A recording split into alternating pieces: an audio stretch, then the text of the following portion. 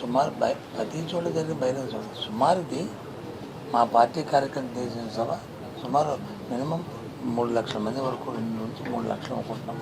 అంటే మా కార్యకర్తలు అందరూ దానికి తగ్గట్టు ఏర్పాటు చేస్తున్నాం. అది అంటే ప్రజల ఉద్దేశంగా పార్టీ కార్యకర్తల ఉద్దేశించిన సభ.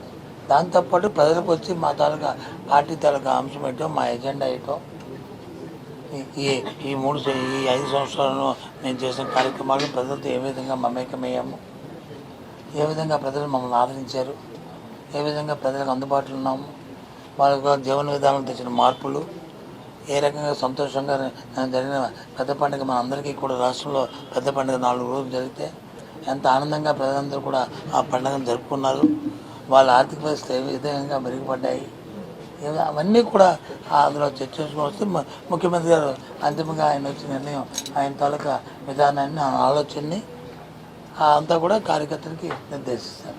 ఎన్నికల సంకరము అనుకోవచ్చా సార్? లైక్లీ